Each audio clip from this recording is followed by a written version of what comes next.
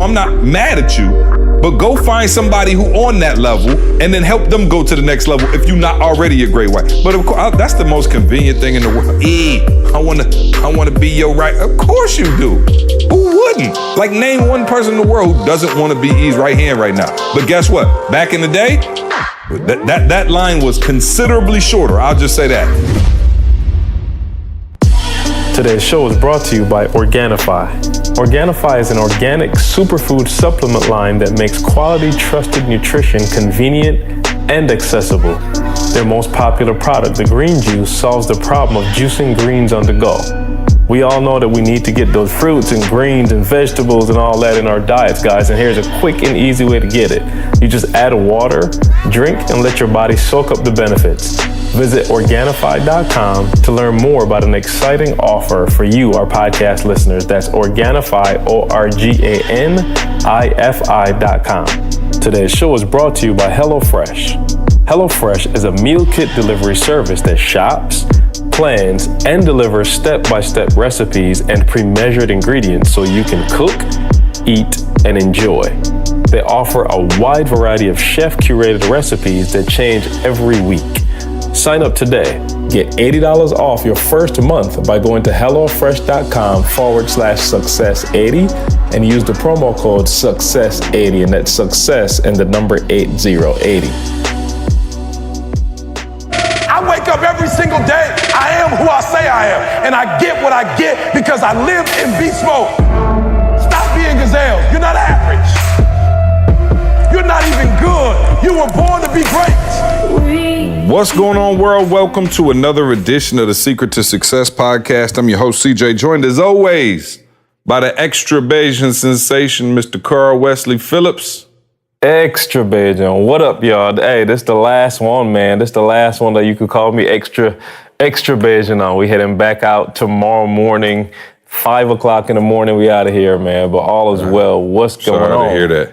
Sorry to hear that. Yeah, I know, Dr. right? Douglas Thomas, who we don't ever know where he is, but I just heard he wasn't going to be back home till November. So I'll be gone till November. Right. So Douglas, where are you? I'm looking at the Venetian Hotel right now from where I'm standing. The Encore, the Wynn, the Wynn I'm Hotel. sure they put you in a very small, humble room. No questions. Hey, actually, whenever I stay in Vegas, I do have a spot that I do that's real, you know what I'm saying, regular, but I love it because the Grand Lux is straight downstairs. But you're not eating Grand Lux right now, so that could be not like the sweet Grand Lux. Let me just say this to you. Grand Lux is downstairs. There's always something to find to eat at the Grand Lux. That's what makes it sweet. No doubt. And you guys are in for a treat this week. An extra special guest joining us again for a second time. 2 days away from kindergarten, the one and only Carlos Quinney III, a.k.a. Trey. Come on, son. Okay, Dad. All right, here you go. Let's make it a good one. Ready? All right. Hi, Uncle Carl and Dad. Welcome to the Comedy Corner. I'm going to tell you guys a joke. Let's get it. Okay. What do you call a cow with no legs? I don't know. What do you call a cow with no legs? Ground beef. They crack. I like You're that. talking about they cracking up. All right, son, get out of here. Thanks, Trey. Love you. Because your daddy jokes out there funny all the time, Trey, so thank you. You know what I'm saying? You know what I'm saying? So, starting kindergarten, Thursday, bro. So by the time this podcast comes out, he will have completed his first day of kindergarten. I'm like, why are y'all starting kindergarten? Bro, August 1st? It's August, bro. No, I'm like, yo, you cutting my whole summer in half. So do they get out November or something? Yeah, bro, right. No, they got a September fall break or something where it's like a week off in September. So I'm not feeling that, though. I'm just saying, so why do we start in August if we're going to take a break off in September? Right. Let's just start later September. If I was teaching at that school, I would be like, oh, no, I'm out. So anyway, they start August 1st, bro. It's their first day of school, and look, it's already like too much for me. I'm like, kindergarten is really, and Carl, you can maybe attest to it, is like for parents. I'm like, what in the world? I was talking to Adam and Carly, and they were like, Harper Joe had like a school assignment, and it was like, you got to build like a whole doctor's office or something. I'm like, wait, what? I'm like, what 5-year-old is doing this? Like, you making the parents do work. So I'm not looking forward to this per se. I was loving Primrose because they like didn't believe in homework, but now I'm like nervous because I'm like, oh, okay, let's see how this is gonna pan out. It's really a reflection on you. You know what I'm saying? Like your child show up with a terrible project in kindergarten. They like, oh, okay. You know what I mean? So, but then you get in trouble for helping them in high school and college. You know what I'm saying? What a system. What a system. Yeah. So anyway, let's start with Carl, man. Catch us up. Let us know, man. I know you know what? Tears. Carl, I wanted to ask Carl a question, real quick. I don't want to get too serious too quick, but I was just, when I was walking back this morning from prayer, the whole experience had crossed my mind. I was like, I got to ask Carl.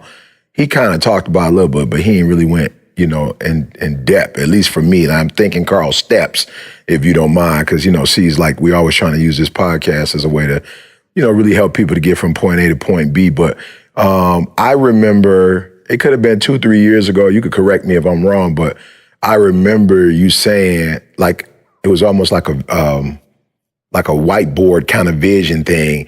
Man, I want to be able to go on vacation, and take a break once, a quarter. I think you was like quarterly. Yeah. You know what I'm saying? He was like, I need to be able to do that. And I was like, oh yeah, no questions asked. Like, let's get it, And then it went from actually, saying that. And then maybe you did take 1 or 2 here, but it might have been like, we were doing something as a crew, and it was like, oh, okay, well, let's take a break on this break, if you will. You know what I'm saying? Like on the other end of this boy. And then now I was thinking about it, I was like, yo, Carl, I don't know if he said it or not, but like this was a vision, and now he's literally not only doing it, but like a whole month at a time, in an Airbnb. So just if you could kind of just walk me through, for real, like going from saying it to now living it, because there's probably more whiteboard writers on this podcast than actually doers. You know what I'm saying? So kind of just walk me through what had to happen. Was it something mentally that took place? Was it something financially, like you won the lottery? You know what I'm saying? Like what happened that you're not, it's not a vision no more, like you're literally doing it and you about to come back to the crib and I guess in another 3 months do something else? Oh, yeah. Hey, I'm already planning the next thing. But no, I appreciate the question, E, because literally just the whole time here, I've been thinking a lot. And the first thing I want to ask people, like the question I want to start for everybody listening is, why do you do what you do? And I think that's I got that answer like real clear for me, and the reason why I do it. And a lot of people, we talk about the why and all that, but I got that real clear is I want to see my family happy. Like at the end of the day, I want to see my family happy. Like I don't care what else is going on. Like I want to be able to come. I always said that home, my wife, my kids, my parents, my brother, we got a small, it's just me and my brother in terms of our like nucleus. And I'm like, man, everything else in the world is crazy. I can't control none of that, but I want to be able to see the people around me smiling. And when I go into this environment, it's the place that I ain't got to think about no drama, no stress, no nothing. So that was like my big, like, that's the, what do you call it? You know how you mark the X on the treasure map? Like that's the X on the treasure map for me. Like, I want to see my family look like that. But just being real, E, the biggest part that happened was mindset. It's mindset. Number one, you deserve it. You deserve it. That's number one. Like, and I can't, anybody that's listening to this podcast, I don't think we got people on here that's not putting forth effort. I don't think we got people that's not working hard. I don't think so. If you are, well, time to transition. Like it's real. Like the work that we've put in over the last, how many ever years, like I had to come to the conclusion for myself was like, yo, you've worked hard and you deserve everything that you can get. Let me put it that way. You deserve everything that's there that you can get. You deserve it. It ain't nothing too big. It ain't nothing too small. Whatever it is, you deserve it. So the mindset is, when I tell you the biggest thing, because you work, and you feel good. Again, you get validated by doing the work and you feel good about it. But it's a different feeling when, you can look at people's faces and see the result of your work. You look at other people's faces. So step one was that mindset. And I laugh. Jamal tried to call me yesterday, and it was funny. Jamal was literally at the real estate meetup, you know, talking to people. He's like, I'm gonna call Carl right now. I missed the call, see, and I sent him a photo. I was like, hey, my bad. Here's the excuse why I missed the call. And I showed him a photo of Jordan and Jesse in Quest. This is for you, in Browns Beach. If you've been to Barbados, you know what Browns Beach stands for. And I was like, Mom, my bad. Like, you know, dude, I'm there. But when I tell you I can look at my kids enjoying this thing in a whole different way. So here's the transition though, E. The transition was I started to see money differently. I started to see it differently. The way that we were taught was that it is this thing that you have to like revere and hold tight to the chest and it's never coming back. You know what I mean? Like you got to do so much to get it and all that. And the reality is, and I'll say it like this. Everybody knows we started the real estate stuff, all that. See, here's the funny part. I have not touched The funny a dollar. part is that Carl can't be there no more because he blew up with the real estate, so he can't teach the real estate. You know what I'm saying? So he left Maul high and dry. Carl got that check. Was like, I'm gone. I'm on vacation. Hey, here's the part I want people to hear closely. I have not spent a single dollar from real estate to do any of the things that I haven't touched the real estate money. Like that is a company that now exists as a result of a different mindset. But because of that same mindset, now I started using the money I was making in a different way. No increase in money. Nothing else changed, like literally, because, so and again, I'll credit, of course, both of you guys, you know, for being with me this long, but then Maul, more recently, as of last year, he just challenged how I thought about money. He challenged it in a major way. And he was saying, again, we talked about this before, like you have to use your money for you. They are your employees. Your money is an employee. It has to go out there and work for you and bring you something back. So like getting into the whole real estate thing was cool and it's working. It's doing stuff. You know, it's working. I'll be modest. It's working. But I have one way to put it. You know what I'm saying? Right. It's working. But I have not touched, and I'm stressing, I have not taken a penny from Phillips Capital Investments. That's the name of the company. I have not taken a single penny. Say it again. What's the name of it? Phillips Capital Investments. He's so stupid. Not a single Y'all hiring? penny. You know what I'm saying? Y'all hiring? Y'all need any podcast hosts? But yeah, it's the mindset of like, dude, there's something different. And then watch this though. Say it again? No. I just said, let me be your armor bearer. You know what I'm saying? The conversations in the house have been different. So now it's almost like, see, you remember in high school when they tell you like, yo, you ain't gonna holler at her. You ain't gonna holler at her. And you like, man, I'm about to go talk to her. And you go over there and talk to her, knowing that you scared as all get out.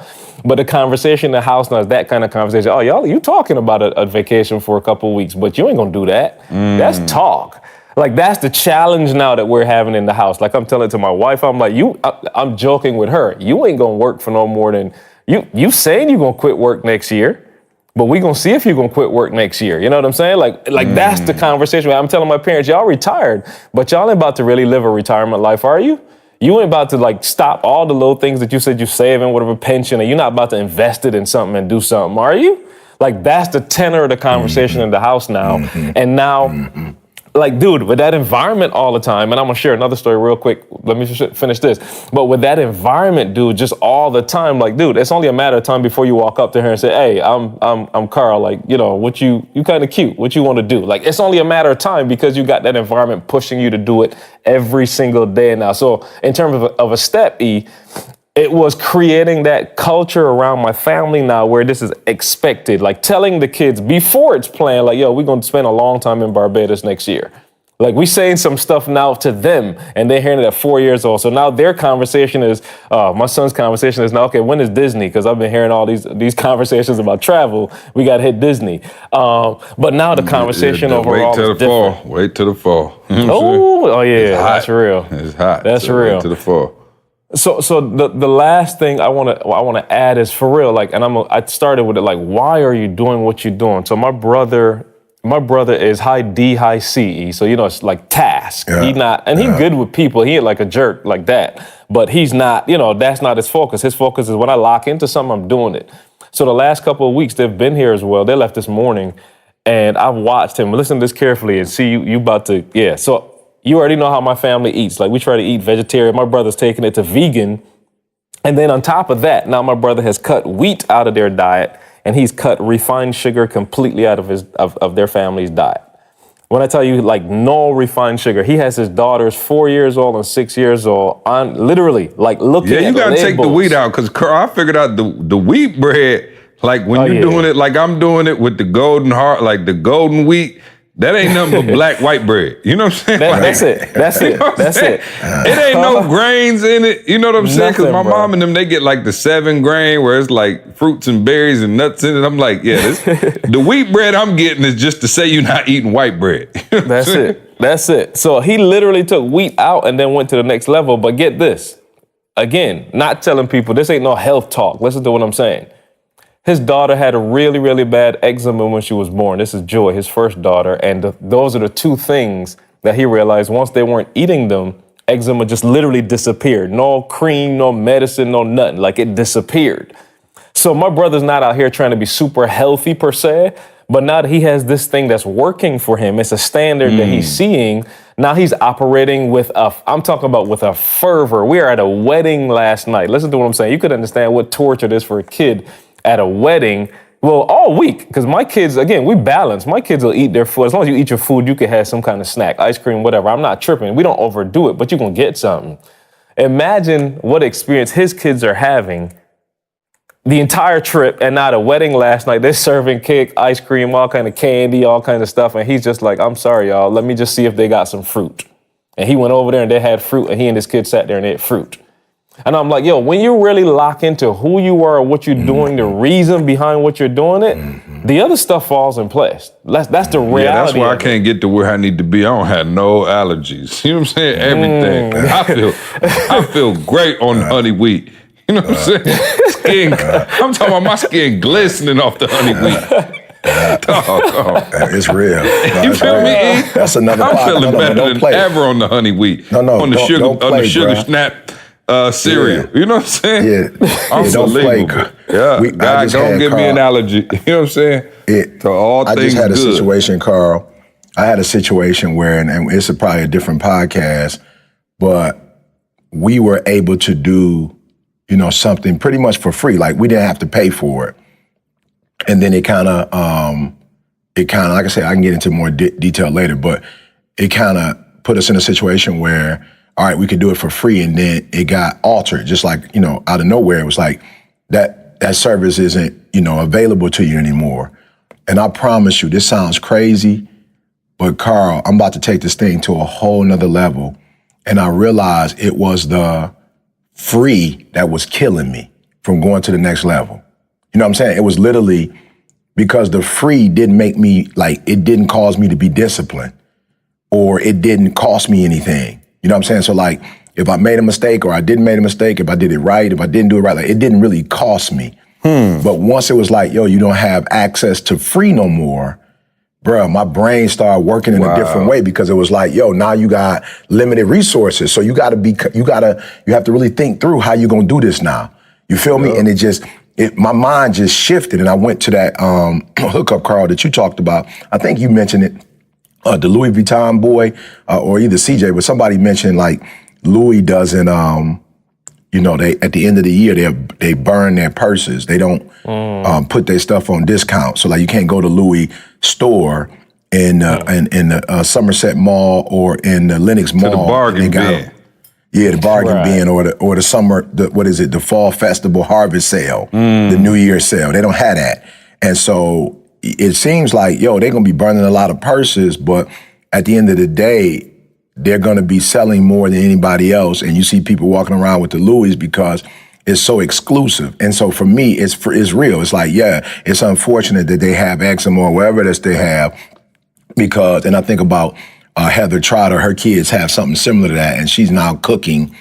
Heather, man, I'm talking about, like, she got a YouTube series out now, just the whole nine, bro. Like, and she has to cook every meal.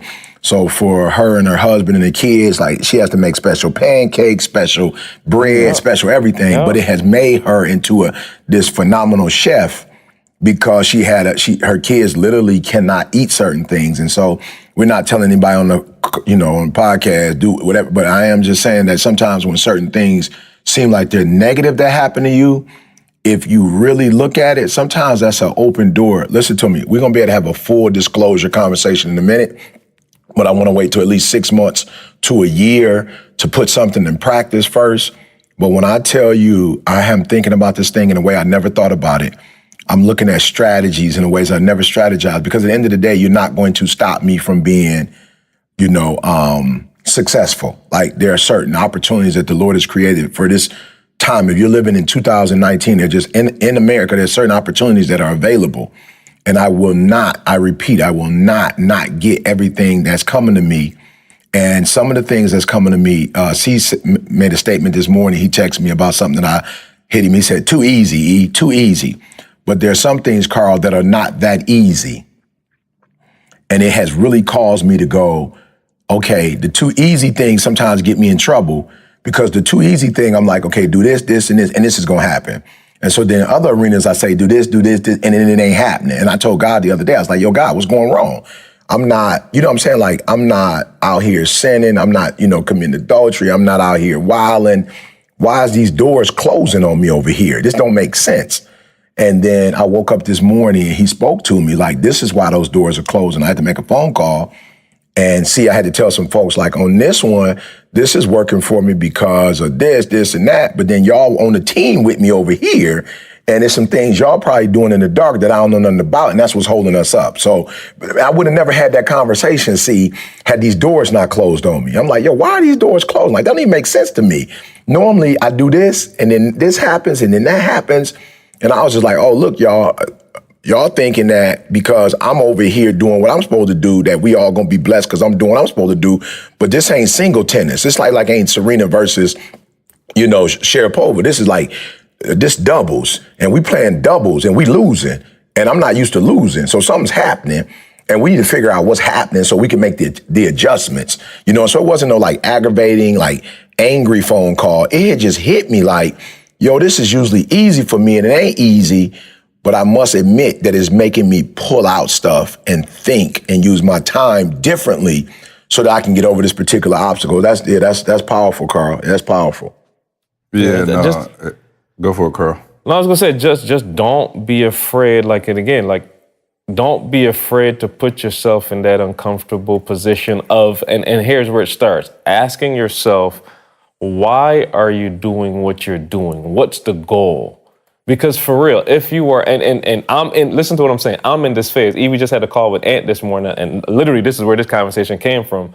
I was like, yo, there's the missing piece for most people is that you don't know why you're doing what you're doing. When I was starting to edit, the guy at the Big Ten, Al, that worked with me, so I'll explain it as quick as I can.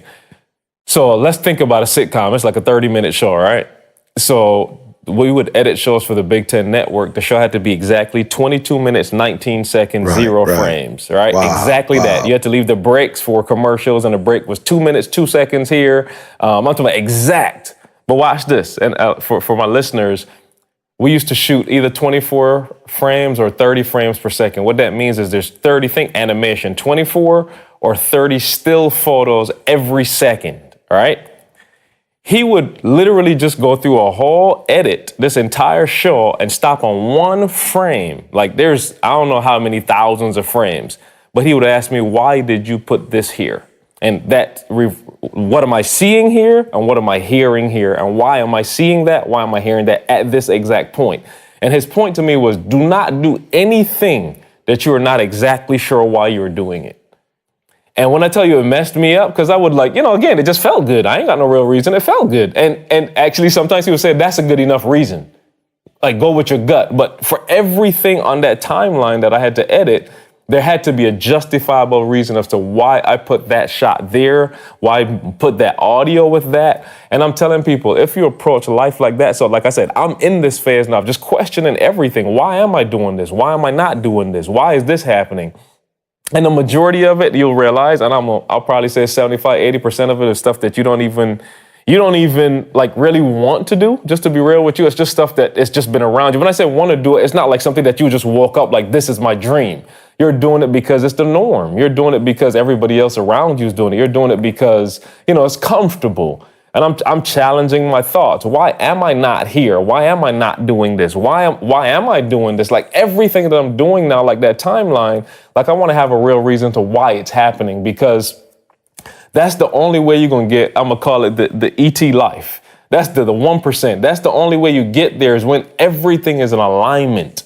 Like when you know why you're doing this, why you woke up this morning, why did you do that yesterday? Why did you eat that? Why did you drink that? Why did you run 4 miles? Like when all these things are in alignment, dude, your life is exactly what you want it to be. It can't be like, you're not going to experience that, like that, whatever that is. You'll have to describe it to us. You're the only one there. Right.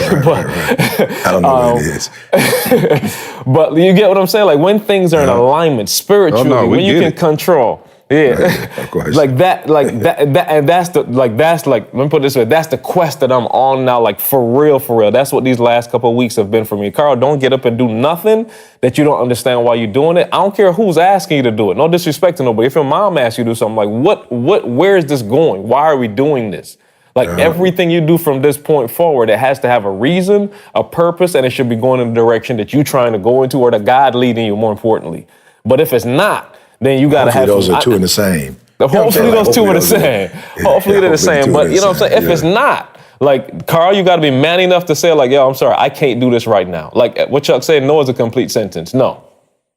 You know what I'm saying? Like that's the quest that I'm on now. So I'm sharing it with people, like he said, just because if you can't explain why, then you're not going to get to the place that you're really dreaming about. Like if you really can't explain it, then you end up doing it what everybody else is doing 90% of the time, and you're going to get the same results everybody else is getting. Bottom line. Yeah, I'm about to pay for Carl to stay in Barbados. You know what I'm saying? Right. Barbados, Carl get in his bag a little different. I'm going to have to pay for another 6-week extension. If we're going to get this on the podcast, I could take a seat for a couple weeks. You know what I'm saying? This is a different kind of podcast with Carl in his bag. Yeah, we're going to have to leave Carl out there. All right, so I want to I guess keep along the same track, but maybe adjust a tad bit. I had a conversation over the weekend, and get the insurance bucket ready. Of course, y'all know I'm not going to necessarily say names, and I told the individual that I was like, yo, I got to use this now because it's a good teaching moment, right? And so I think, Carl, one of the things that you're talking about as you talk about the way your life has gone, of course, the exposure to Jamal was a big part of that, right? And so while you're around, me and E, who are both savages in our own right, it took Jamal to take you to an even higher level, right? And that's all good, right? And so for all of us, I think when you look around, like, the environment has played such a role. Like I don't want to speak for you, but I don't know if you had just stayed and really never rocked with me and E, if you'd have just kind of stayed in your own bubble, your own, cocoon, would you be making these type of moves right now? Right? And that goes for me, E, that goes for all of us. I'm not trying to say you, I'm myself included, right?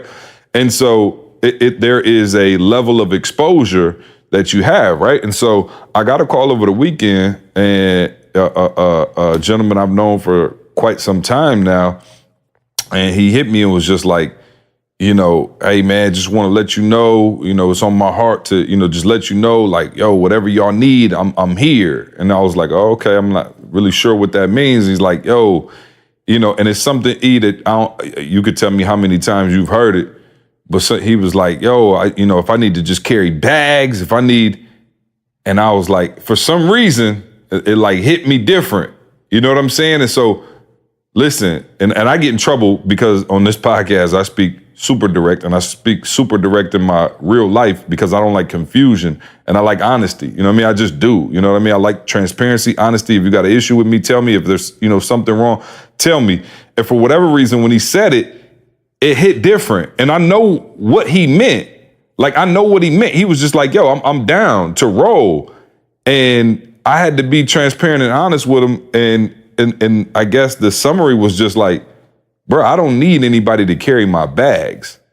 And like, that's your way of, and you don't, and I told him, I said, you may not even realize it, but it's your way of shortcutting the process for yourself. There's something in you that thinks if you can get around me and E and carry bags, that somehow this savagery is going to rub off on you. And it don't work like that. And I had to tell him that, and I had to be honest because I wanted him to grow. I said, okay, you're a speaker. And by the way, a talented speaker, he is off the Eric Thomas tree. Let's just say that. And I don't mean that in a bad way. Like he studied E. You could tell he watches E, and he's got a good word. And he's a great dude. I mean, a great dude. And I had to be real with him, Carl. And I said, yo, you've been around me for 4-5 years now. You haven't even gone through Game Changers. And he was like, yeah, I know. And I said, yo, I'm not trying to be funny, but like, that's our farm system, right? Like that's where we train people. And so I can't jump you above the people that we're training. And so I don't even want to name names, but, shout out to Ant, shout out to Mike Nelson, shout out to Sean Hart, John Jack, John Medina, like Aisha, Val, like there are people who came through the program, and I apologize. I know somebody else is out there is like, yo, remember my name? I'm just freestyling off the top of my head, but there are people who have gone through our farm system who have said, yo, not only do I rock with y'all, I'm not trying to carry no bags. I'm trying to learn the art of savagery. And so what they've done is they've paid their money and they have invested into themselves to come through the system and learn. So the way I explained it to the young man was, it's like we are the Yankees. The Yankees got a farm league team, right? AAA, AA, single A, all the way down. And I say, yo, these people have come through the farm system, and now several of them are actually in the big leagues playing with us. Jorge, right? Mustafa, like they're actually training with E now. Like E's giving them gigs. They're actually getting paid for doing stuff with E, but they came through the training system. And your way of bypassing that training system is to say, yo, I just want to be around. I want to be in the environment. I want to carry bags. Like, I don't need that. What we need is other savages in the circle. So when you look at a Jamal, when you look at a Josh, the people who have come into our circle now and our family, they were savages in their lives before they met us. And so if you're not a savage, you need to invest in yourself to become a savage, but you do not get to usurp that process by some trick of the trade. Like, yo, I got one carry-on. I don't need anybody to carry my bags. We got volunteers at every single conference, and I appreciate and love every volunteer. We're good on volunteers. What we need is other people who can go out and hunt. And so I had to explain to him, and I was like, yo, I hope you get this. It's not me. And trust me, I'm not even saying this so you can come through the Game Changers program and put any money in my pocket. I'm not interested. Have you gone to any speaker training program, right? Because you have the gift, but you don't have the system. And I think sometimes, man, people get into this space where they want something and they try to do the bare minimum to get it. And I'm like, it just don't work like that. Like, we never called Les Brown and say, yo, Les, I just want to learn up under you. Can we carry your bags? Like, I'm not tripping. And I know there's some romantic stories, right, of people who like started off carrying bags and then you worked your way all the way up the ladder. And I'm like, cool, I understand that. But I'm not looking for that at this particular time. That boat was about 7-8 years ago when E started, when we was carrying our books to every event, right? E might still need somebody to carry his boxes around for him. But you missed that boat about 7 years ago when that was a valuable commodity to us. Now, and listen to what I'm trying to say. I hope y'all understand what I'm saying. Listen to what Carl just said. Carl on the beach, doggone it, for a month straight with his kids because Jamal came into the circle and was an absolute savage already and showed Carl how to get to it. Carl don't need nobody to carry his recording equipment. He needs somebody who could show him how to get to that next level. And I'm sure there's things Carl has done for Maul. There's things I have done for Maul. Maul has done for me. Josh has done for me. I've done for Josh. That's why the relationship is mutual. And what happens is when you try to come in on I just want to do something that doesn't even really add any tangible value and skip the process, I have an issue with that. And so I told him that. And then there was a conversation about the money that it took. I said, bruh, the program is $1,000 a month. I've known you for years. Listen to what I'm trying to say. And I promise you, do not take the, really, you might need to turn this off and pray about it before I say it. And I'm not talking to the young man. I'm talking to you, whoever's listening. I said, bro, I'm not trying to be funny. The program is $1,000 a month. It takes about an average of 4 months to get certified. That's for our program. I think John Maxwell may be 5,000. Please do not sit up in here and act like $1,000 a month is everything, because it's not. $1,000 a month is not everything. So please, if you need to cut this off, if you need to pray before you hear this, listen to what I'm saying. I promise you, I'm not trying to be mean. I'm not trying to be an elitist. So please hear this with your spirit. I said to him, listen, the program is $1,000 a month. And you're saying you want to be a speaker, right? I got the #1 motivational speaker in the world, and I am elite at what I do in training speakers. And I'm not bragging. That's about the only thing I do really well. That is one of them, as I know how to show people how to get to it with the speaking. And I said, it's $1,000 a month. Please don't ever call me again and say you're trying to get the money together. I'm just being real. It's $1,000 a month. You a grown man. I don't ever in life want to hear that you're telling me this is a top priority for you and you can't come up with $1,000 per month, $4,000 total. Like I said, John Maxwell might be $5,000. It could be a whole nother program. I don't care. It could be, you could have called me and told me you was acting and it was $5,000 to go to Denzel Washington's acting camp. I don't care. I don't ever want in your life you to call me and tell me you working on getting the $1,000 together. You are elite at your craft. You are a child of God. $1,000, please don't make it like 500,000. Please do not do that. It's $1,000 a month. Doggone it. There are teenagers who can come up with $1,000 a month taking cans back to the store. There are things you can do if this is your absolute dream, and we've been around you for years now, and you cannot tell me you have not been able to come up with the money. And if you haven't, that's a self problem first. And you need to address that with yourself. I don't need you to carry my bags. I need you to get $1,000 a month. Not only so you can come into the program, so you can show yourself that you're capable of $1,000 a month. There is no way you could attract ET into your life right now if you can't make $1,000 a month. You cannot attract it. And that it's not even on no money stuff. It's on a level of commitment, grind, everything, sacrifice, all of those things. It's $1,000 a month. If you couldn't come up with that, how in the world do you expect to attract an Eric Thomas? I will be real. People talk about me and E's relationship all the time. The reason it's so dope is because we don't need each other. Don't get it twisted.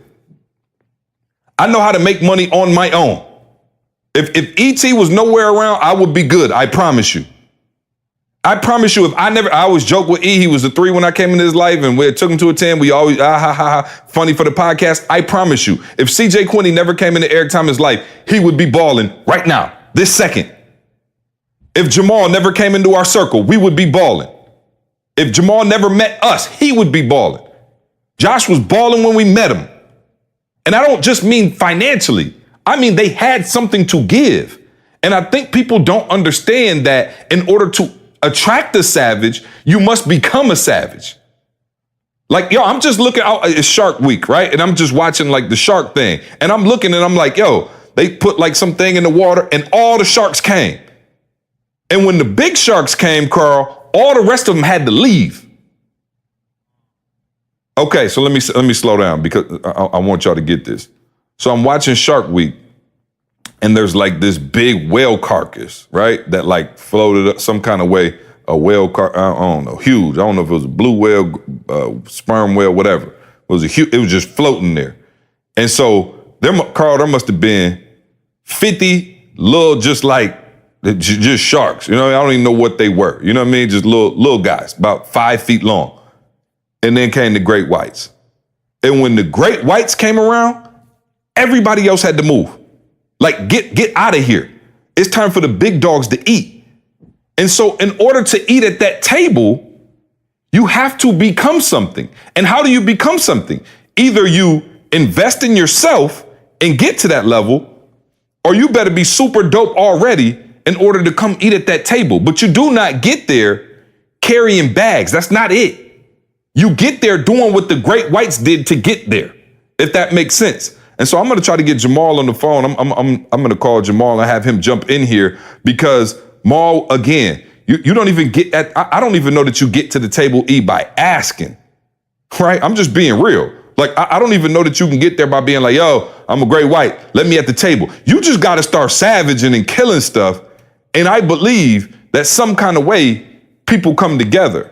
And so for us, when you look at Maul was coming to the conferences, but Maul never came up to me like, yo, let me get on the speaking tip. Where's Nikki? Let me get my IG together. He just came around, was killing it. We found out, was like, yo, you a great white too? Come in, come in the circle. And so I felt bad. And I, like I said, I probably hurt somebody's feelings talking right now. And I hope what I'm saying is not taken out of context that we can't mess with nobody who, I'm just saying you cannot shortcut the process. I can't say I was always executing at the level that we execute on. That wasn't the case. We went through some hardships, right? We just talk about the book 0 to a Million. We went through some rejection, some me falling on the floor and why me, and E being like, get your butt up. There was a training ground that we went through to get to this level. And I didn't carry E's books.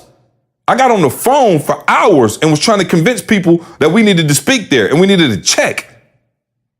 Me and Carl put together programs and camps and manuals and fail after fail after fail. That's what made us a great white.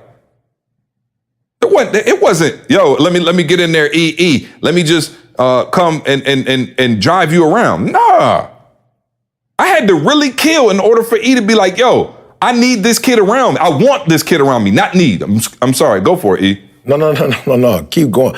I just wanted to say, Carl had said one time, and I just had this challenge with an individual. Carl was like, yo, we had put all this stuff together and we didn't even use it. And somebody had came to me recently on the same thing. And Inky said something. And I was like, man, I wish I could have told y'all this way. Cause I was kind of like, I'm not a real high C. When you take the assessment, I'm not a high C, so I don't necessarily chronicle stuff. I just know, I know it. I don't know, I can't always define it. But when people do that, it's like, I ask y'all to do it, not because of the camp, but the process.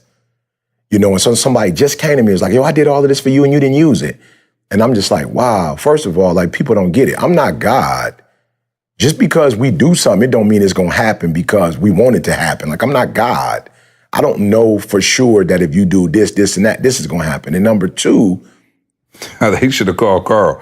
Yeah, right. Oh, I can tell you that whole story, bro. Inky always says it. It's like, I look at the people that are around us, see, and who are trying to blow up like us, who are literally around us, been around us for years. And it's like, that's the part you're missing. It's the process that you're supposed to be like clamoring over. And you are the opposite. Right. You're on the product. It is not the, I did all this work and I didn't get to do nothing. No, when you do all the work, you're becoming. It is not the work. And I got to make sure they get this. I'm sorry. See, you got to make her watch Karate Kid. That's all. Don't even. Yeah, wax on, wax off. Yeah, wax on, wax off. Listen to me. It is not the stage that you want. The stage does not bless you. The stage is a reflection of who you are. And you get blessed based on what you've done once you got on that stage. So once you get on the stage, it's over. And I can't tell you how many NFL and NBA players specifically that I've worked with who cannot stand Monday. I think most of them off on Tuesday, Wednesday, Thursday, Friday, Saturday. It's like they can't stand it. They want Sunday. And it's like, yo, do you know you cannot compete with Jerry Rice if all you like is Sunday? You can't get with Jerry Rice. It's a wrap, bruh. You'll never be Tom Brady. What makes Jerry Rice and Tom Brady and Jerry Rice is that they love Monday practice and the Tuesday while you off, they practicing, and Wednesday and Thursday and Friday. They actually love the other days more than they like the big day, and that's why they can perform on the big day. So I need y'all to understand what CJ is saying. You don't want to carry my bags. You want to share the stage with me, and you're being manipulative and carrying my bag so you could get to the stage. And you don't get it. So Maul didn't come to be on stage. Maul literally came and paid his money with his family because Maul wanted to get around savages so that he could practice more. And let me say it again. He literally joined this squad and paid to join this squad. And I told y'all last week, and I don't know if we're going to get to it or not, but when Maul came and Josh came, C went to another level of savage because he was able to practice with the white shark. He was able to practice with them. And so before he might have been a white, but he wasn't able to practice with them. You feel me? He was still like, he was practicing as hard as he could and doing as much as he could as a lion, but he wasn't necessarily in a environment of other lions. You know, I tell people all the time, I'm not no lion, bro. Like I know who I am. I'm a hyena. Like I'm not a lion. You know what I'm saying? But I can go in the jungle and I can hold my own and I can fight. But my strength has always been surrounding myself with people. So I'm a hyena in that I surround myself with 10, 20 other strong people and we're able to accomplish whatever. But I don't necessarily have the power to stand alone. I've never done anything alone by myself. You know, so C was, you know, with us and, you know, helping us. But then when he was able to get with the other lions, the other white, you know, the great whites, then I saw him go to another level. Yeah, but let me say this though, E, because somebody's gonna misunderstand what I'm saying and think that you gotta be aggressive. That's not what I'm saying. You see what I'm saying? I'm not saying aggressive. I'm saying. Yeah, but I don't want them to misinterpret it and be like, oh, because I'm not C and I'm not boisterous and I'm not, you know, confronting people. That's not what I'm talking about. I'm talking about at whatever you do, being a savage. Yeah, you know what I'm saying? It's actually the opposite is exactly what I just said. What I just said was the process. Like that's what I just said. You were able to get into, you were able to take what you did to the level you could take it to, and then God brought other people who could spar with you to take it to that level. So that's exactly what I'm saying. It's never been about it's never been about what you do, and people get caught up on what you do, and you can't be mad at them, see, because all they see is what you do. They don't get the opportunity. Like you're not putting your sparring online. You're not putting your sparring, you know what I'm saying? You're not doing that. So when we do a conference, you're not showing them your sparring at the conference. Now you might try to take it, and you know, you might try to take it and we need to do it 24/7, like HBO. You know what I'm saying? I'm just saying, they don't see it. One thing real quick, E, let me just add this real quick. It looks so easy when you see it in the limelight. Absolutely. Because of all the sparring, you know what I'm saying? So it looks, and I think that's the part that's deceiving to people, because it looks so seamless when E get up there and he ain't got no paper, he ain't using the slot, whatever, but it's because you're not seeing all the other stuff that goes into it. And you know what I told him yesterday? I mean, I told him in South Carolina, I never even thought about this before. I said, see, and what really makes it look easy when I do it is my vocabulary. So you looking at me and you listening, I ain't using over 6th grade vocabulary. Like none of my words over 6th grade. So when you listening to me, you like, oh, that's stupid easy. He ain't even really necessarily using no big words. You know, so because sometimes I look at Chuck, and when Chuck would speak, you know, people will be in the audience and there would be some level of intimidation or some level of, oh, that's deep. You know what I'm saying? And again, he's a master at what he does. But I think what I do, not wrong, but because I do, like, I study big words all the time. You feel me? So like when I was working on a PhD, when you're taking a stats class, that's some big words. I just don't use them because of, like, I just don't think it's necessary the way I teach to do that. And so now what you're doing is you're looking at me going, that was a 4th grade word. That was a 5th grade word. I can do that. And it's like, oh, but you didn't see the 34 hours that I put in this week studying big words and in the thesaurus and breaking those words down. You know what I'm saying? And saying, okay, which word are the people going to understand? Because I got to give them this concept, but these words might be too deep. Which one? And so, see, now we probably need to get our own insurance claim because we the ones that's messing up. Because what we're not doing is that we're not showing you our sparring. We're not showing you the practice. And like I said, had I not said it, see, I don't even know if I don't know. I'm not saying you didn't know it, but I'm saying you're not paying attention to it. I watched you when Josh came and Maul came and was like, oh, she going to another level. It's just like with KD when he got with Golden State. KD had been a savage, but nobody called him a sniper at first. I don't remember sniper when he was with Thunder. I don't remember that term being used. But when he got with Golden State, now all of a sudden he a sniper. Why? Because now he's sparring, he's practicing with other Hall of Famers. And as a result of practicing with other Hall of Famers, what do? You naturally go to the level of your squad. So to C's point, I don't care what you are. You need to be sparring with people who are in your circle and then sparring with people out your circle. I spar with D's. I spar with other I's. I spar with S's. I spar with C's. But of course, I got my core training that I do, but I come out of that and get with other people because I understand in order for me to be great, I've got to practice. So I'm practicing with Carl because Carl's going to be in the audience. So when I go speak tomorrow, Carl's going to be in the audience. What's his name? Mustafa's going to be in the audience. CJ is going to be in the audience. E.T. going to be in the audience. So if I'm able to spar with those guys on a regular basis, when I get up and speak, that's why you're going to be like, yo, E Deep.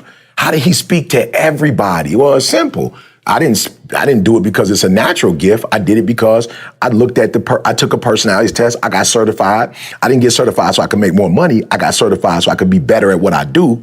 And so I'm not in the audience just talking to my own personality. And then the other personality is sitting there going, man, that was whack. But all the eyes walking out like, he was sweet. That was the best message I ever heard. But then other people are like, that wasn't that deep. But if I can learn each personality and know how to say it in a way that you're going to be able to embrace it, even though I look like it's 5th grade or 6th grade, you're not seeing the stuff that I'm doing behind the scene. So I think that's, this needs to be a conference. I want to come back. This should be a 2020 conference. Yeah, no. I agree with everything y'all saying. I think here's the thing I want to, now that I've calmed down a little bit, you know what I'm saying?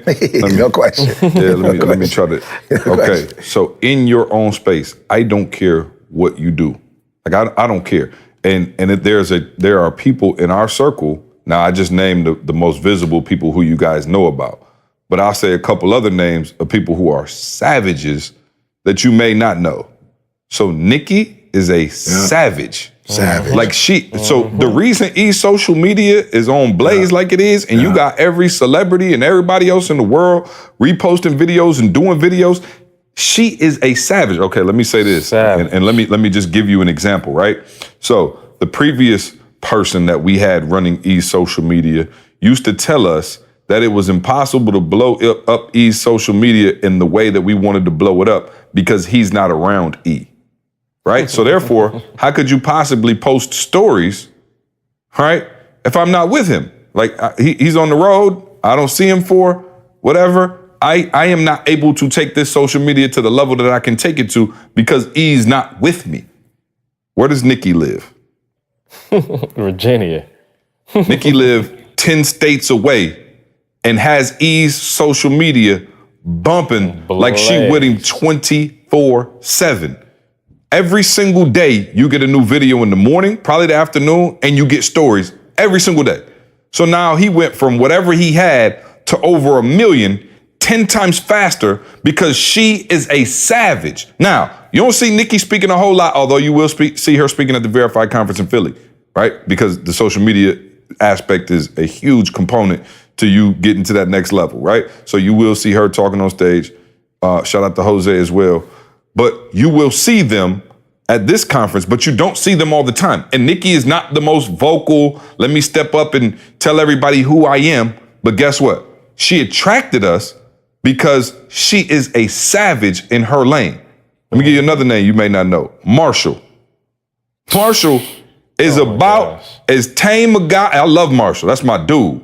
And shout out to 120 Designs. They're gonna they're gonna get a sponsorship of the podcast here shortly. So I'll be doing a read for them very shortly.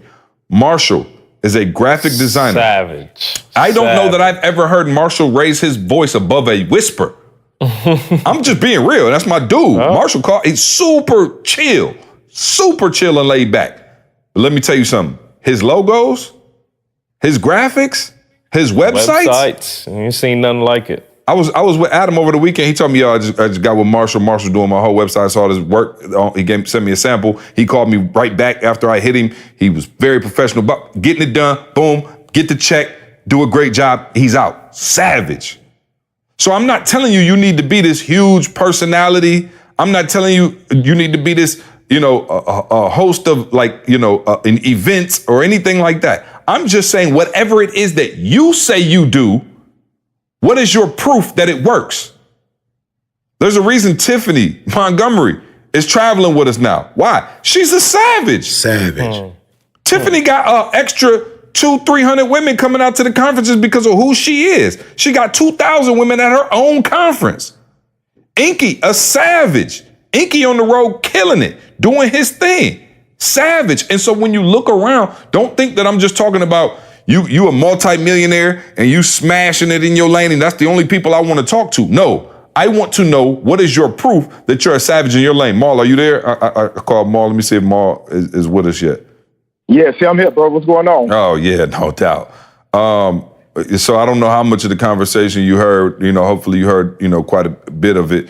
But I want to know from you, I guess, first of all, congratulations this weekend. I heard it was amazing. I've been getting texts, phone calls. Carl was talking on the beginning of the podcast. Getting blew out. Yeah, that with all kind of messages. Yeah. It keeps getting better and better, man. Every time we say that, we don't see how it can get any better. It's just, you know what? And it's crazy because this program was started to show people how to create generational wealth and how to renovate properties and, rehab properties. But what I'm starting to see is that it's actually starting to rehab people. It's rehabbing people's mindsets. It's going past. This ain't even real estate. We finding out that the most precious piece of real estate is you. And so we are actually, these 2 days is actually gutting out the mindset. Everything that was put inside your head from birth, all the wrong things about get a good job, let the company take care of you, retire in 30, 40 years, and then you can, when you're 70 years old, you can retire and live the American dream. But not walk. We're renovating. Right. Right. You remember we was on a cruise where, everybody, I think all the restaurants closed at 9 o'clock. Because it was like everybody was in bed, that type of deal. And so we're actually seeing, man, that people are really, they like, man, I came here to learn how to renovate properties, but bro, you just renovated me. Like, bro, I'll never be the same. I'll never be the same. So, bro, I'm just excited, bro. When I say I'm excited, I got so many messages, I can't even read them all right now. So it's just crazy, bro. Well, yeah, no. So shout out to everybody who's been going through Maul's courses. For those of y'all on the podcast, like, yo, where's the information? When can I?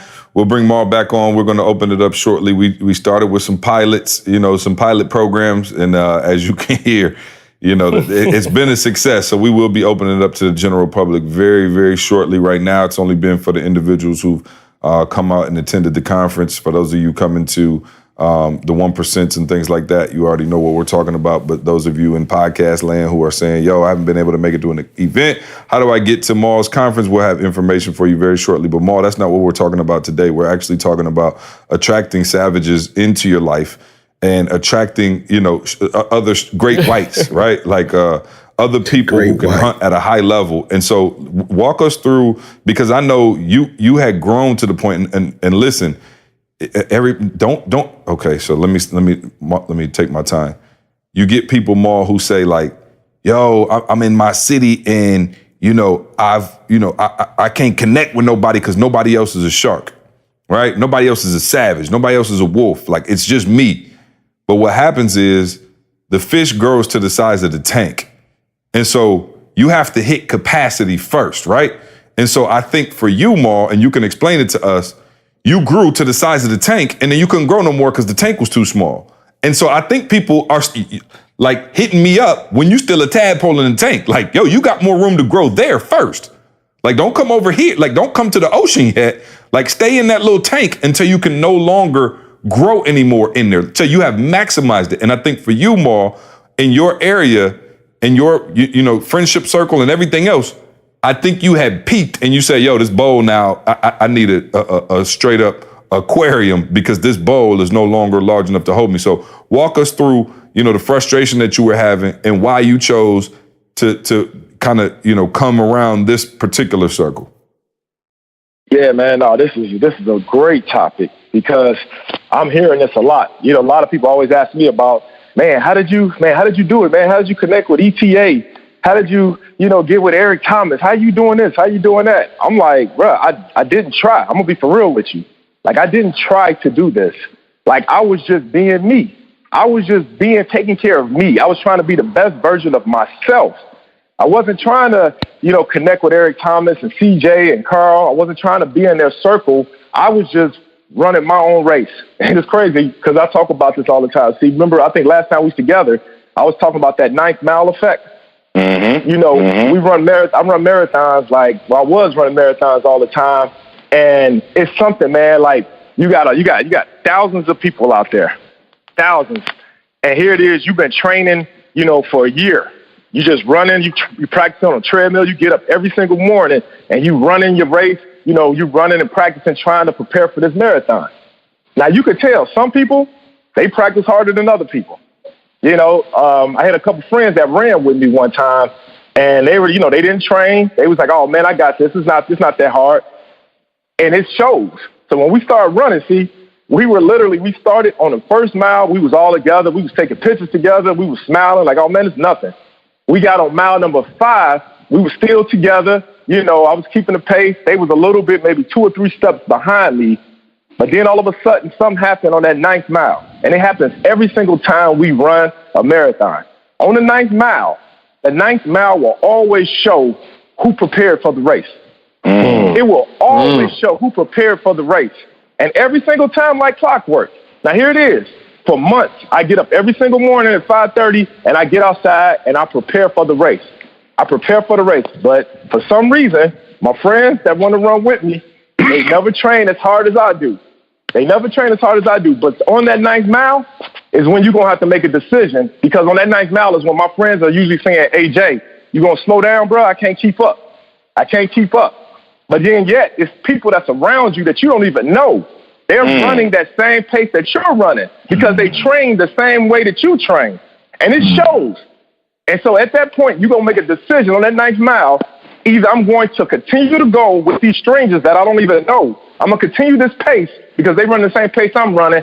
Or I'm just going to say, you know what? I want to stick around with my friends and I'm just going to lay back and kind of slow down so that we can all stay together. And I say that to say that that's how my life has been. I've been around people, bruh, that literally have not trained. They don't understand why they can't keep the pace with me. And the reason why they can't keep the pace with me is because they don't want to wake up and do the things that I do every single day. And so now when I'm running my race through life, they wondering, man, how is it that you running with CJ? How is it that you keeping pace with E? Because they trained in their own right, in their own city, in their own state. They've been getting up training just like I have. And so now in life, we're all on that 9th mile and we're running the pace. And so on that 9th mile is when we get together now and say, hey, we're running the same pace, let's go. And we're keeping pace with each other to get through this marathon. And then everybody else that did not train, they just back and fall off to the wayside. Or they surround themselves with people that's running their pace. So a person can't never get mad at you, in my opinion, for us not slowing down because we train to be here. We stay disciplined. It takes a lot, man, to keep pace in life. Even in a marathon, it takes a lot. You have to be disciplined with your eating. You got to be disciplined with your workout. You got to be disciplined with your sleep.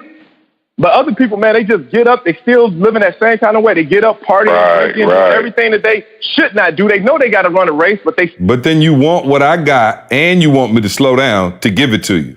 No, they want you to slow down to stay on the same pace with them. But the thing about it is, whenever you're running a marathon, it's not even a race against the person that's next to you. It's a race against time. A marathon is a race against time. And that's the same thing. That's the same thing that's going on right now in life. So I met CJ, I met E, I met Carl, I met Josh. I met them on the 9th mile. If I slow down, now my time is slower. So when I finally get through the finish line, now I'm looking at the time and I'm like, man, I just came in slower than what I should have came in at. And that's the same thing with life. If I slow down to make my friends feel better, what am I going to miss out on in life? What is my kids going to miss out in life? What is my wife going to miss out in life by me slowing down?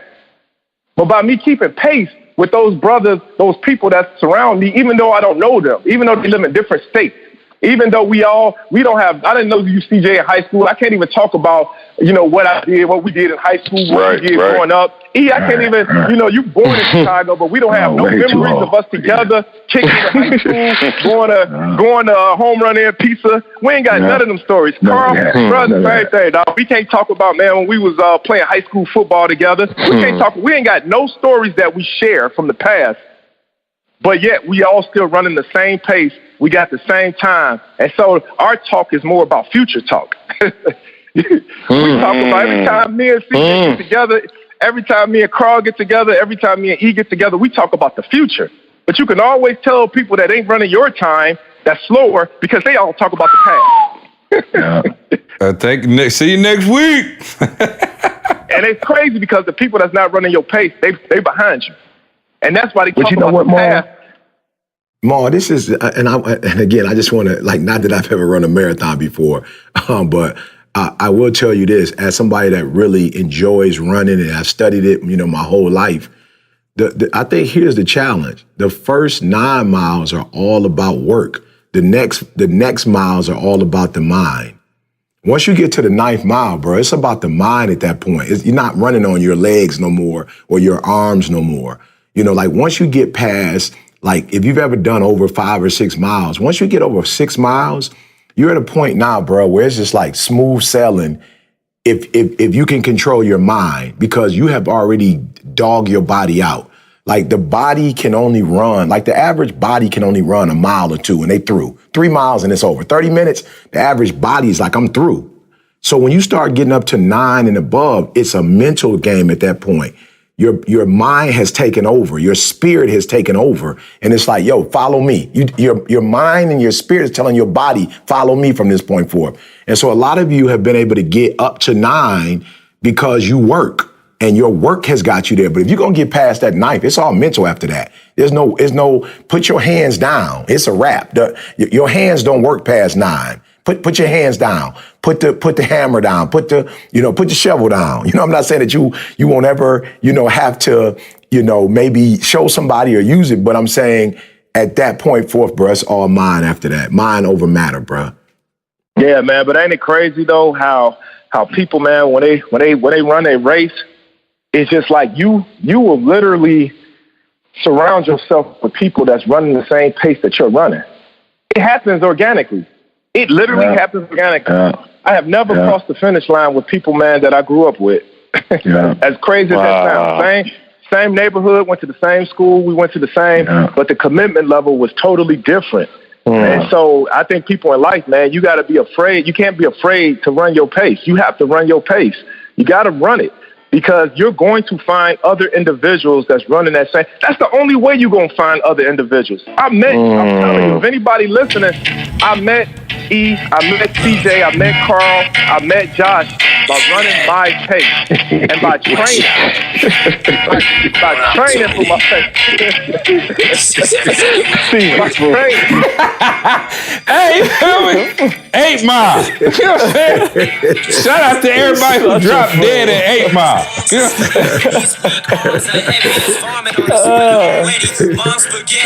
He's nervous. Question.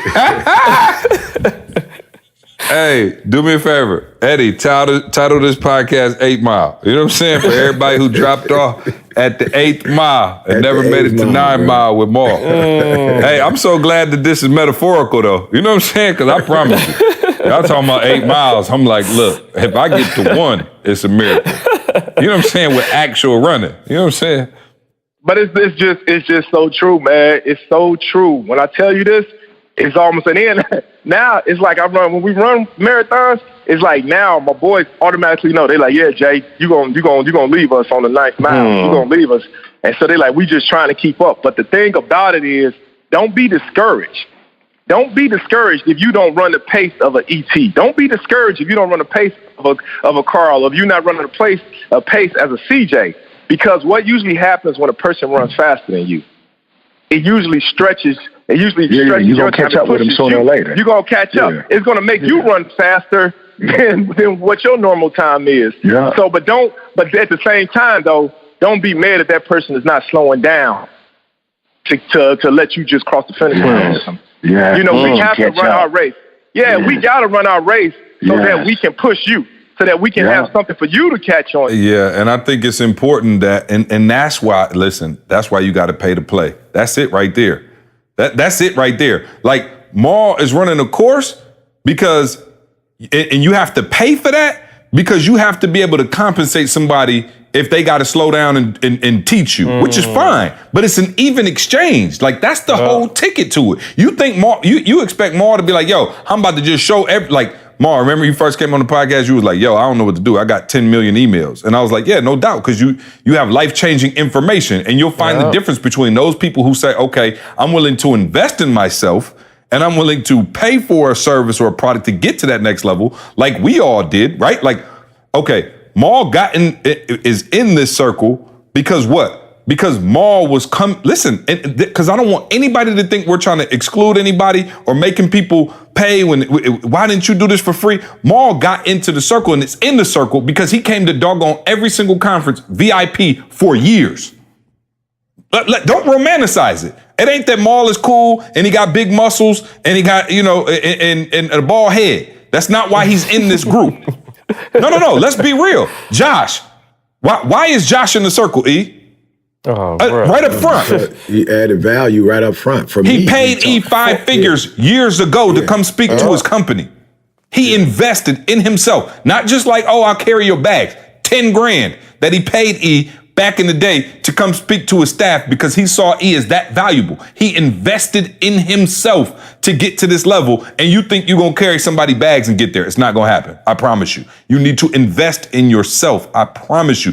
That is the ticket. You need to get around people, get the information. Like, again, the names of the people I named earlier who have come through Game Changers and become certified speakers, and the people E has trained on the DISC assessment, they've all paid to play. They've all paid and invested in themselves to get to that next level. So this is not me telling you, invest in yourself so we can get rich. This is me saying, yo, all the successful people that you see and they have taken something and invested. And I promise you, that broke, poor mentality that you have, I got to hold on to this because, and then you go and spend it on stupid stuff, I promise you, and then wondering why you never got to the next level, I promise you. Go ahead. So I was gonna say, Kendall keeps coming to mind. Kendall, and again, Kendall was around us for I don't know how long. We found out after Kendall was in the Game Changers program. Kendall was doing coaching with CJ, and Kendall was sleeping in airports.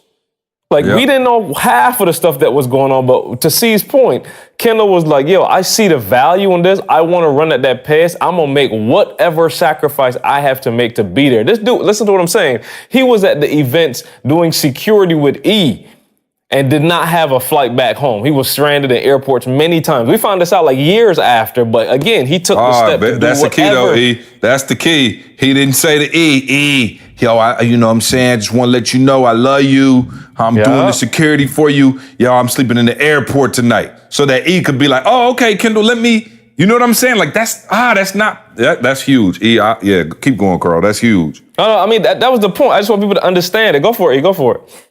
No, I just wanted to more, C was just saying earlier, I don't want people to think about money. I don't want people to think about money. And so I want to make a quick point. So I had somebody recently hit me up and they was like, yo, E, I haven't talked to you in a while and I want to do coaching again. And they were paying me $10,000 a month. I ain't called them back yet, see?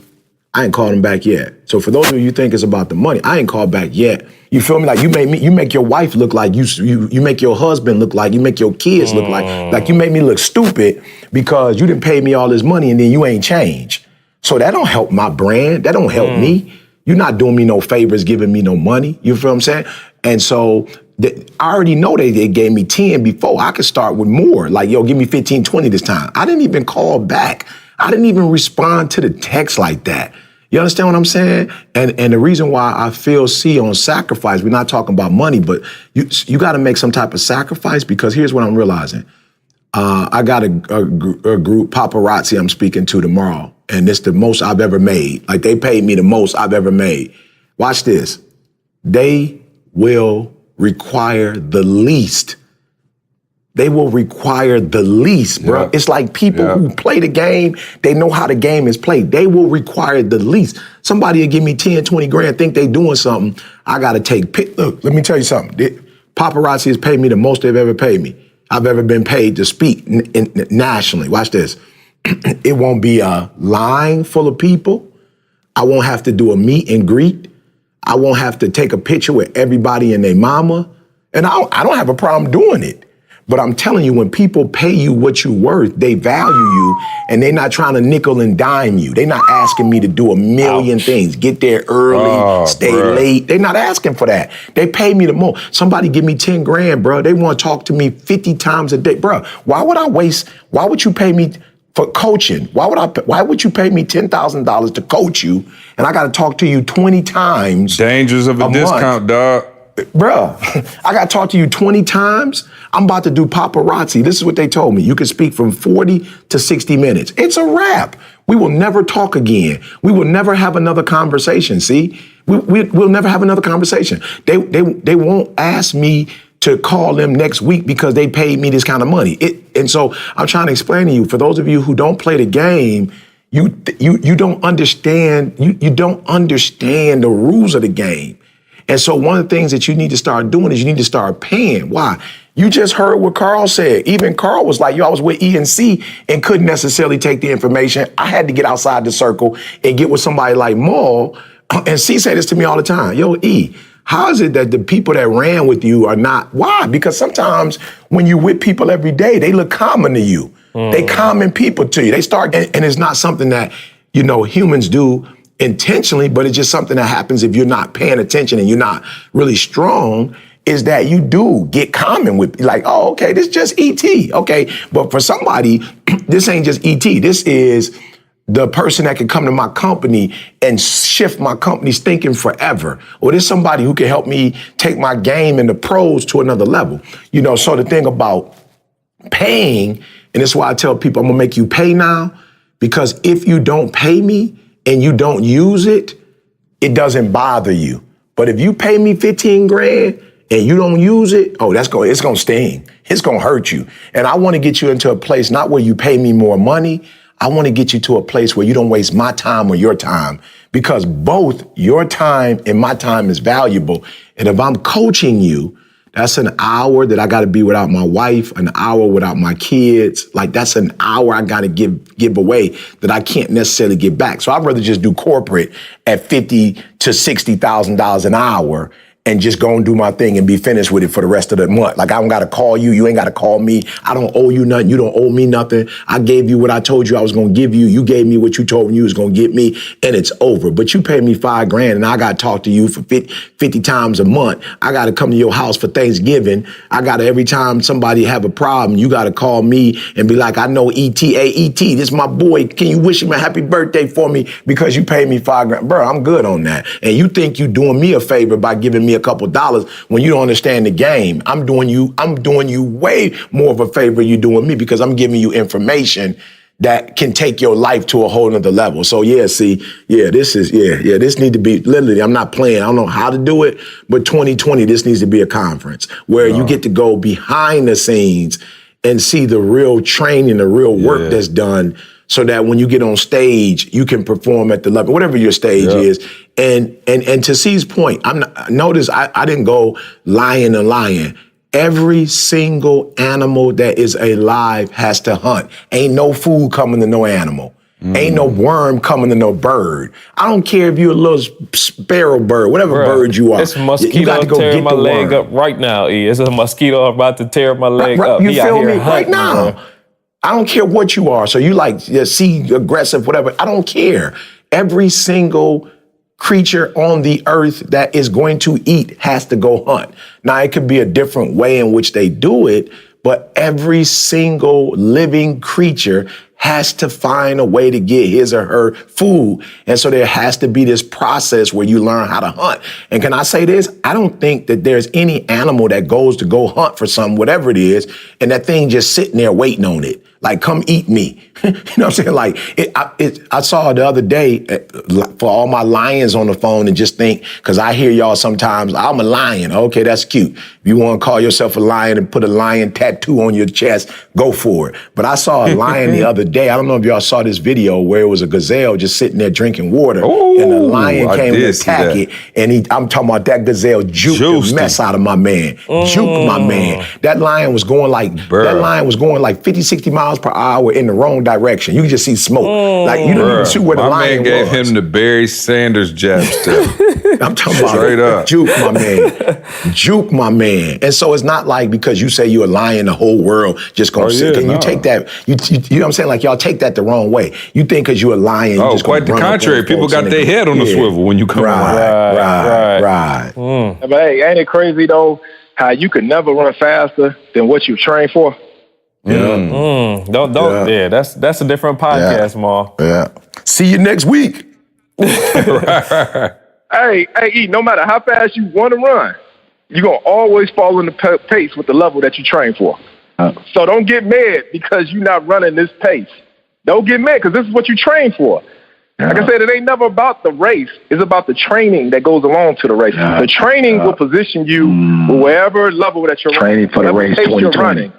Man, I'm telling you, train for the race 2020. There you go. How are you training? Because people focus, I'm telling you, man, they focus. I see it every day. They focus on the actual race. The money, and it's all about the training, though. Yeah. How are you training? And even though you want to win the race, even though you want to come in, under a minute a mile or whatever, you will always come in with the level that you trained. I don't know why it's like that, but it's just like that. And so that's why I focus more with me on training. That's what the conferences was about. That's why it's so important for people to pay for the conferences. I be looking at messages, and even on your page, they be like, when you send messages about the 1% or about one of the conferences, people are like, when are you coming to Connecticut? Or when you coming to LA? Right.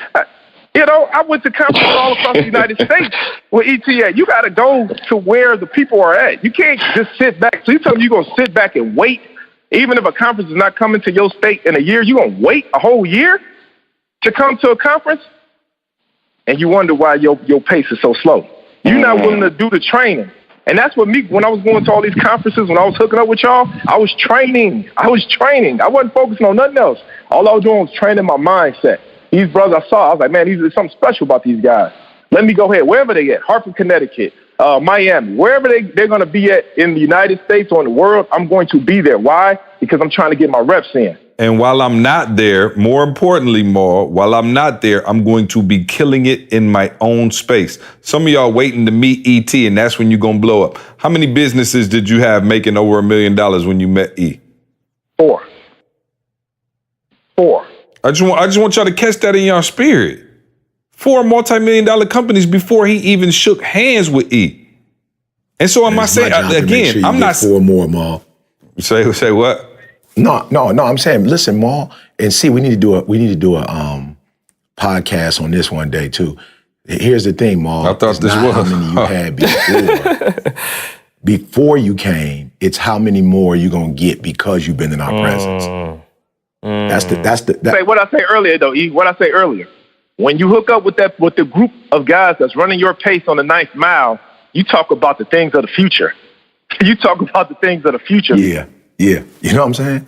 You know what I'm saying, Maul? And I'm saying this is where people go wrong, Maul. They don't understand. And that's why I said this is a podcast. See, people don't understand that everybody could want you to come into their circle so that you could bless them. The trick is, am I going to bless you? And I said this yesterday on our church's prayer line. I had never even thought to say it like this before. Podcast City. I said, everybody's saying they want to be the CJ in my life. Everybody I'm saying people we don't know, people we know. Everybody like, yo, I'm trying to get where C is. And I said, you know what I just thought about? I told him on the prayer line. Because when you tell me stuff like that, I'm being real, Maul. I'm trying to think as a shepherd, okay, what's the formula? Because I want to give it to you so you can do it. I need to know the formula. Like that's one of the what do you call it? Responsibilities that God has given me is to really try to think about the formula so that I can give it to his people so that they can eat. So it's easier when you got a formula to eat than it is when you don't have one. And I told him on this prayer line yesterday, I said, you know what, y'all, this is crazy.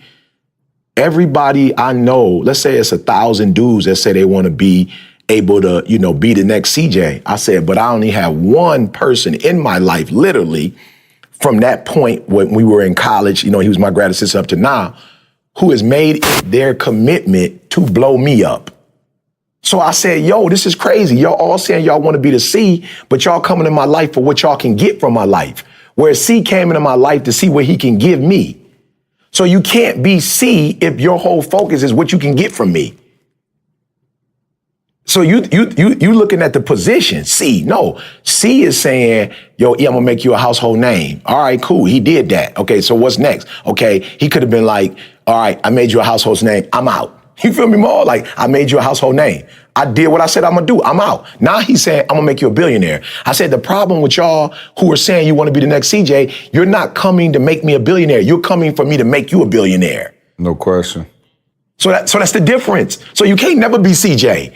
Because your motives is different than CJ. CJ came literally to blow me up, which he's doing. He literally was like, yo, E, I'm gonna get you checks. Everybody else is coming to me is trying to find out how you can link with me to get a check. That don't make you a bad person. Just stop saying you're gonna be Jerry Rice. You not. Stop saying you're gonna be LeBron James. You not. Stop saying you're gonna be Michael Jordan. You not. There's no way possible for you to be the next C when you're not doing what C is doing. So the reason why you don't have the same relationship that we have, I tell people all the time, there are people who will call my phone. When Didi and I are together, Ma, and you know this one, Ma, I know y'all all know this one. There'll be people who I'm with Didi, I don't care what it is, I don't care what we doing, that the phone will ring and Didi will be like looking at the phone like, don't answer that, like we together. I promise you, there's few times that the phone will ring and it say CJ and Didi don't say don't answer that. Why? It don't got nothing to do with, like you said earlier about Maul, he tall, dark, and handsome with guns. Right. That don't have nothing to do with that. You know what I'm saying? That don't have nothing to do with that. I just so happen to be that. You know what I'm saying? You feel me? You know what I'm saying? Like that is what he is. But Didi's looking at the phone and saying, especially as a female, and you know, they're nurturers, Didi's looking at the phone going, yo, that's somebody that's being a blessing to my family. Answer the phone. Mm-hmm. Get the phone. I mean, I'm just being real. Answer the phone. Like, he is where he is. This is what he does. And so I'm just saying that we got to do a whole podcast on this one, see, because it hit me the other day. And I was like, yo, I personally know some dudes who like, E, I want to be, and I'm like, but you not doing what C doing. You feel me? Like you're coming to me, and when you come to me, it's like, all right, E, if I connect with you, can you help me blow this up? Can I help you blow this up? I told y'all, C don't even have a social media boy. He can have a social media boy where when we go on these trips and he meeting all these famous people, he could be taking pics and putting the pics up. But he has dedicated his whole being to, yo, I'm gonna blow you up. And in the process of him blowing me up, whatever that means, like God's gotta be like looking down, like, oh, okay. So if you're going to be the one who's gonna be totally responsible for making sure that the vision that I created my son to do, that he can't do on his own, that you're gonna literally be responsible for making sure that he gets to that point, that I know God gotta be looking and see, like, I'm gonna have to bless him too. You know what I'm saying? Like, but most of you who are listening, you're trying to get God to bless you when you're not helping God's manservant. You're literally coming in my life to see what you can get out of my life. That's what you're coming for. And then you got this joker response. Oh, E, I want to be the servant. I'm stupid. I want to serve you. How you want to serve me on day one when you ain't even met me? Serve me how? You don't even know me well enough to know what you need to serve me on. But it's that manipulative spirit of, I want to get close to you so I can be blessed. And it's just like, yo, for real. It's like, I'm not telling you don't do that. I'm just saying, like, I just don't think that's the best way to get there. Oh, no question. And it's so crazy. I promise y'all, this is so funny. And I forgot this, and Ink could tell y'all the truth. It was somebody who wanted to speak, and I'm not saying they're a bad person by no means, but they was kind of on the like, yo, I want to roll with y'all, be down with y'all kind of thing. And I was kind of like, okay, this dude was, actually, dope. And I'm like, oh, okay, cool. And I was like, but we kind of don't need that right now, but I know somebody who does. And I tried to put them on Ink, but Ink wasn't really on that level right then. And they kind of like maybe talked with Ink a couple times, like, oh, okay, yeah, for sure. And just kind of like dead at it, you know what I mean? And I remember I asked Ink, and he was like, yeah, I don't really know. Like, you know what I'm saying? Because Ink was kind of looking for that, you know what I'm saying, that C, if you will, you know what I mean? And I tried to put that person on, and because they didn't see it. So it blows my mind to now you would come to E when he a multimillionaire and be like, E, I just want to be your, like, bruh, we don't need that. Like, E does not need a flunky right now. That's not what he needs. What he needs is other savages who can introduce him to other industries. So now E is also a real estate mogul, a solar mogul. Like, you know what I'm saying? Like, that's what other savages have done for us. And so for you don't even need to be finding an E. Understand something. When me and E hooked up, E wasn't E. Now, he had the gift, But I didn't come to E when he had millions of dollars. I didn't come to E when he was already popping across the world. And if you went on Google and put his name in, he was already blew up. You need to find A-E. Everybody say I need to find A-CJ. You need to find N-E. It could be somebody in your community who making $30,000, but they dope. But you don't want that. You want to attach your name to the #1 motivational speaker in the world already. Duh. You and every other person in the world.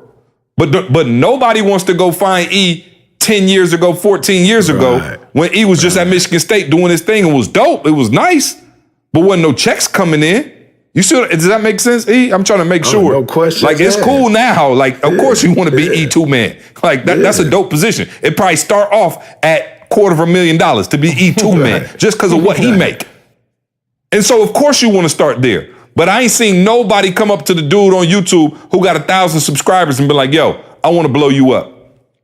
I believe in your gift. I like what you're doing. Low key, I know you only got 50 views per video, but these is dope. And I believe in them. Let's roll together and build something. You look into like, again, I'm watching Shark Week, right? And they got all these, it's like more than just sharks, but they got these other sharks who just, these other fish that just ride up underneath the shark, right? And the shark don't even eat him. He like, I ain't got no use for you. Like, I can't even eat you so little. And he just like, I don't know, Carl, maybe he eating like bacteria or something off the shark, but he just swim underneath his belly and just do his thing. Oh. I'm like, bruh, I'm not interested.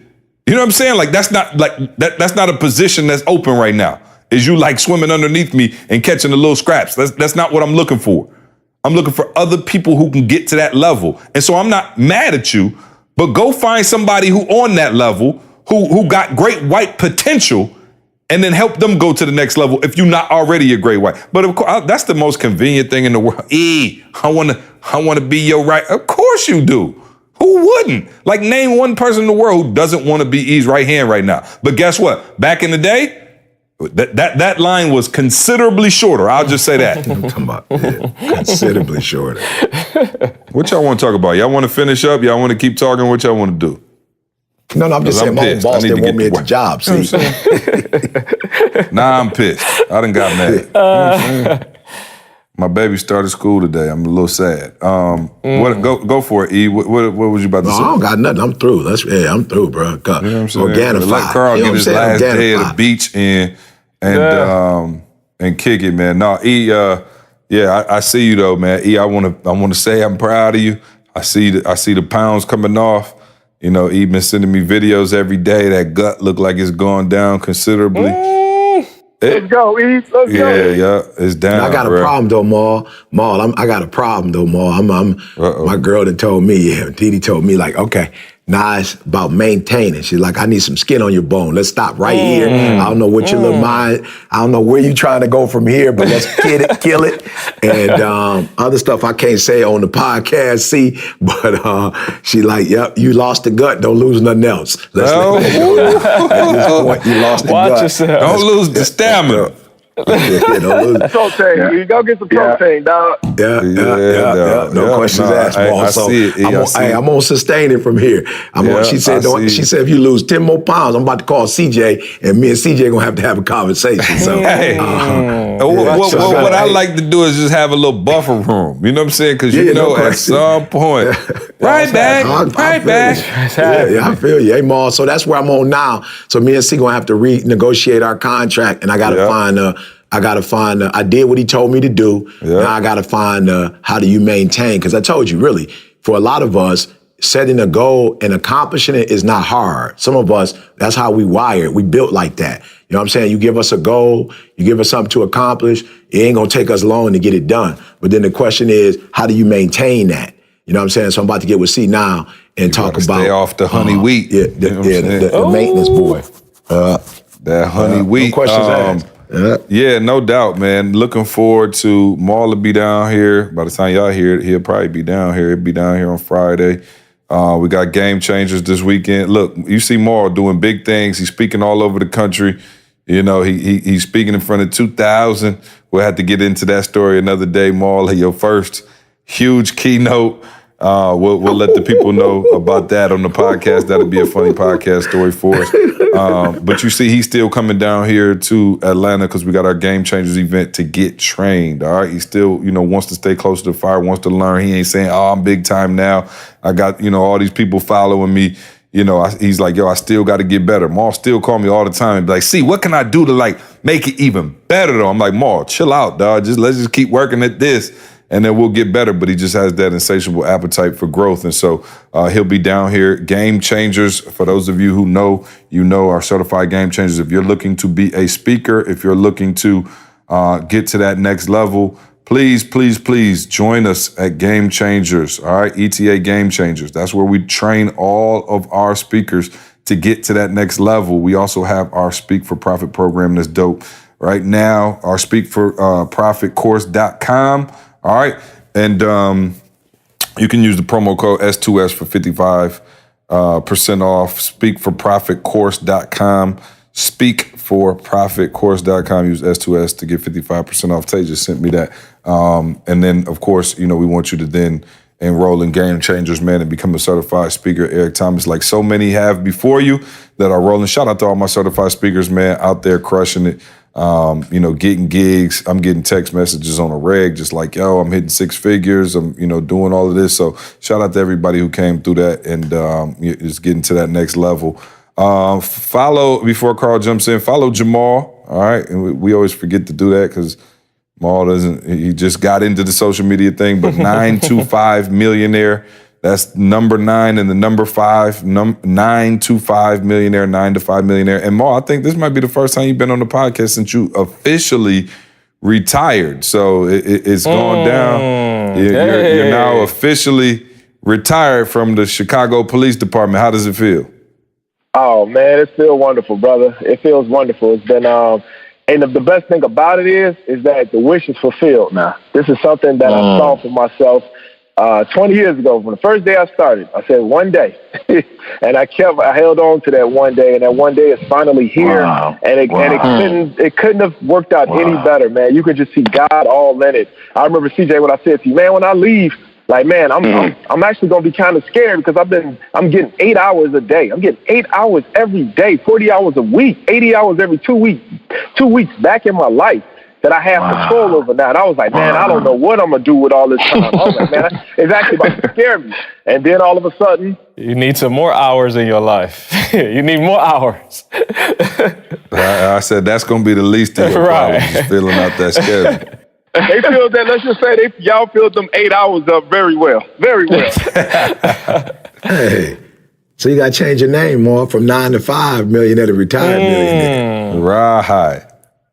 So 9 to 5 Millionaire, Instagram, go follow Maul. You can check out some of I know you posted a little bit of the stuff on the stories from the course or whatever, man. And I know you dropped nuggets on there. And we appreciate you getting going on IG. I know that wasn't necessarily a comfort zone for you, but Nikki pushed you into it, and who knows, maybe someday in the next 100 years I give me an IG. You know what I'm saying? That's probably the number one question we get written into the podcast. What's CJ's IG? I'm like, yeah, I ain't got one. ET the hip hop preacher.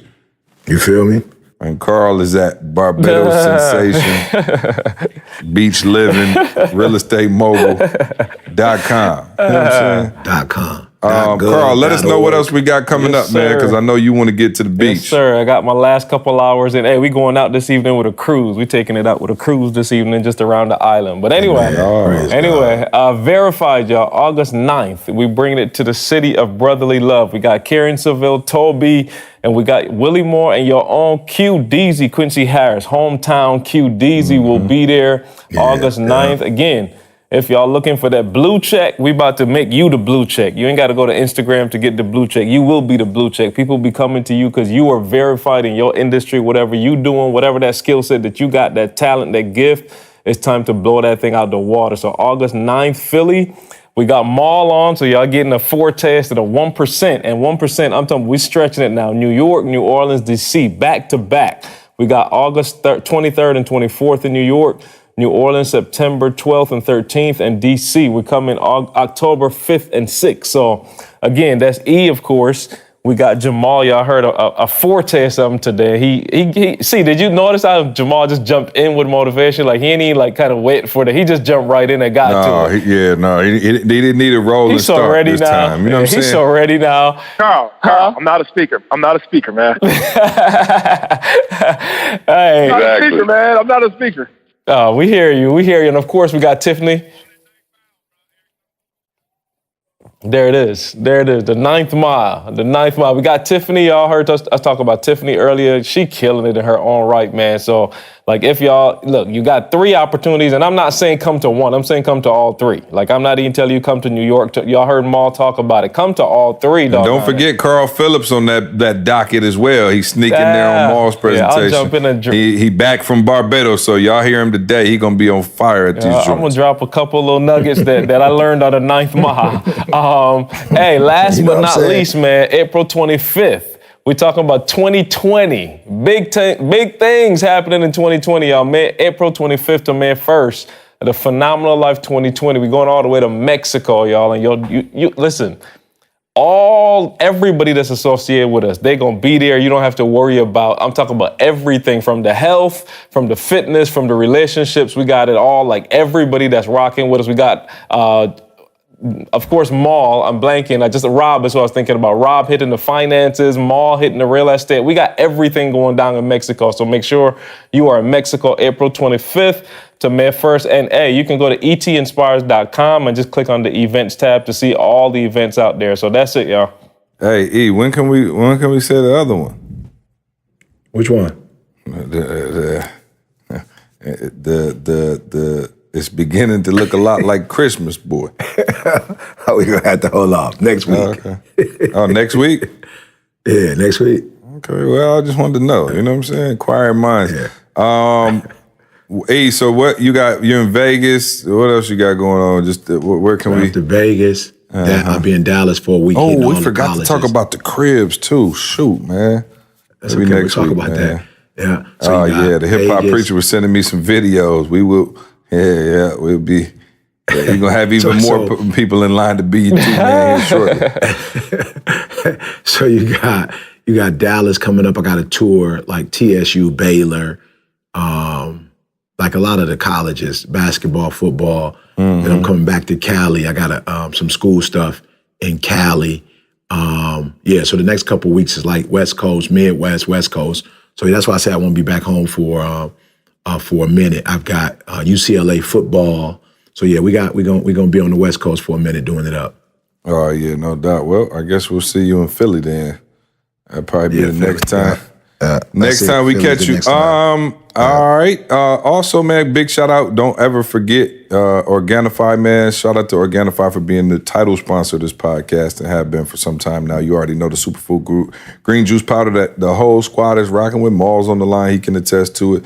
He's on that Organifi on a regular basis, man, and you should be too, right? Go to Organifi.com, ORGANIFI.com. Use the promo code SUCCESS, man, and get you a nice little discount on that joint. Organifi, the superfood green juice powder, but we also got the red, we got the gold, man, they got the protein, whatever you need, they got it, man, and it's only the best ingredients. So get on it and take your health and your family's health to the next level. All right, let me get our second sponsor in real quick. We've been rocking with our second sponsor, HelloFresh, as well.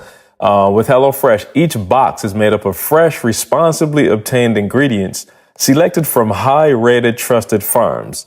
There are 3 plans that you can choose from. There's the classic plan, which contains a variety of meats. There's the veggie plan, which contains vegetarian as well as plant-based proteins. And of course, there's the family plans, which are quick and easy meals for those of you on the go.